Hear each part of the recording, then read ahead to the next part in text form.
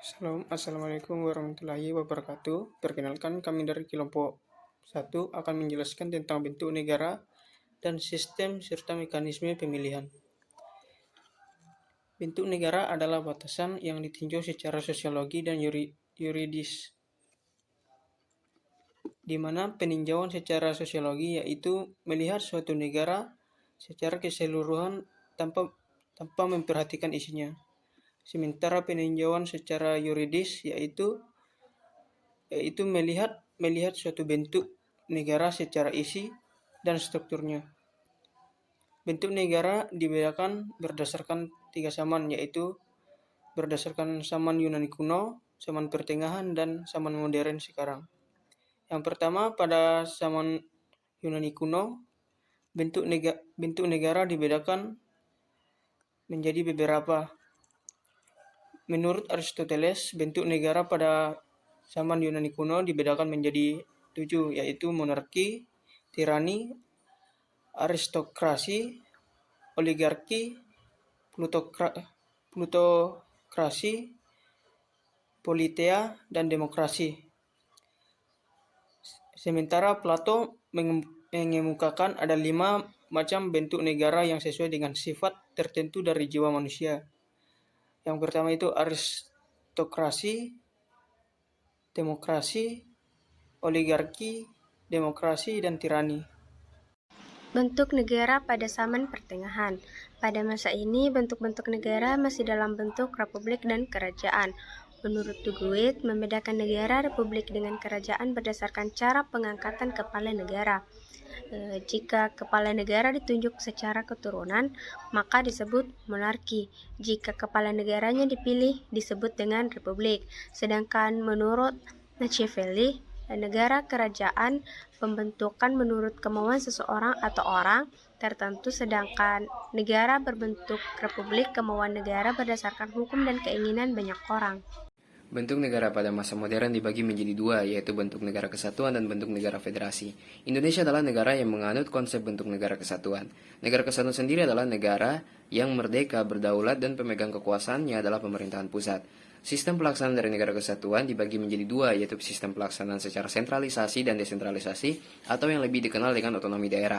Sentralisasi adalah sistem pemerintahan yang dipimpin langsung oleh pemerintahan pusat, dan untuk pemerintahan daerah mengerjakan kebijakan yang diberikan oleh pemerintahan pusat. Sedangkan desentralisasi atau otonomi daerah adalah sistem pemerintahan di mana pemerintahan pusat memberikan kebijakan wewenang kepada kepala daerah untuk mengatur sistem pemerintahan di wilayahnya sendiri. Contoh-contoh kota atau daerah yang melaksanakan menjalankan sistem pemerintahan desentralisasi adalah Aceh dan Papua. Negara Serikat atau yang sering disebut sebagai negara federal merupakan gabungan dari beberapa negara, di mana negara yang merdeka, berdaulat, dan berdiri sendiri. Negara-negara tersebut menyerahkan sebagian kekuasaannya kepada negara serikat, yang dikenal dengan nama limitatif atau penyerahan satu demi satu. Kemudian negara serikat memberikan kekuasaan kepada negara-negara untuk mengatur perkembangan negara serikat seperti kebijakan politik luar negeri, keamanan, dan strategi pertahanan negara. Adapun negara-negara yang tergolong ke dalam negara serikat ini ialah Amerika Serikat, Australia, Jerman, India, Malaysia, serta Swiss. Sistem dan mekanisme pemilihan ada 3 bentuk yang digunakan pada pemerintahan negara. Yang pertama ada sistem pemerintahan monarki, yang kedua ada oligarki, dan yang ketiga ada demokrasi. Yang pertama pada pemerintahan monarki. Pemerintahan monarki adalah model pemerintahan yang kekuasaan pemerintah negaranya dipegang atau ditangani oleh seorang raja atau seorang ratu. Dalam praktiknya pada sistem pemerintahan monarki ini ada 3 jenis, yaitu monarki absolut, yang kedua ada monarki konstitusional, dan yang ketiga ada monarki parlementer. Pada monarki absolut, model pemerintahannya ditangani oleh satu orang raja. Pada monarki konstitusional, yaitu model pemerintahannya yang kepala negaranya dibatasi oleh konstitusi negara. Yang ketiga ada monarki parlementer. Pada monarki parlementer ini, kekuasaannya ditanggungjawabkan oleh seorang menteri.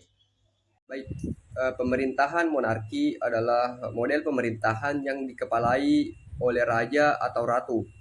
Kemudian dalam prakteknya monarki itu terbagi kepada 3 jenis, yaitu yang pertama ada monarki absolut, monarki konstitusional, dan monarki parlementer. Baik yang pertama ada monarki absolut.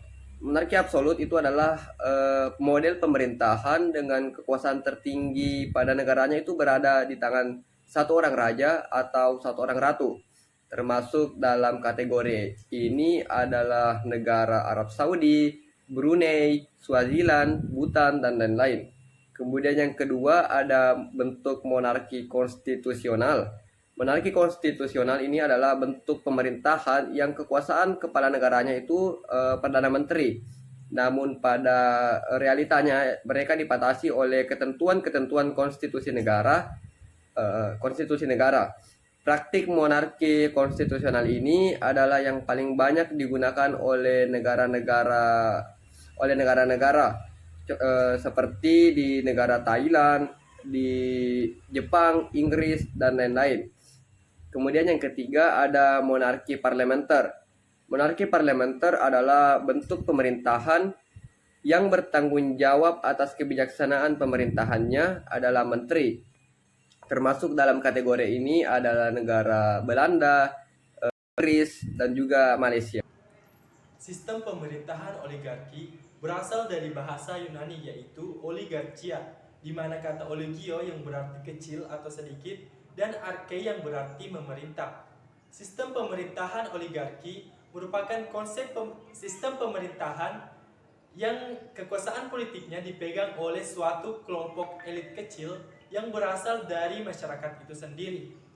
Adapun hal ini dapat dibedakan berdasarkan status kekuasaan, status keluarga, pendidikan, agama, serta kekuasaan militernya. Contoh negara yang pernah menganut sistem pemerintahan oligarki adalah salah satunya Afrika Selatan. Selanjutnya terdapat pemerintahan model demokrasi.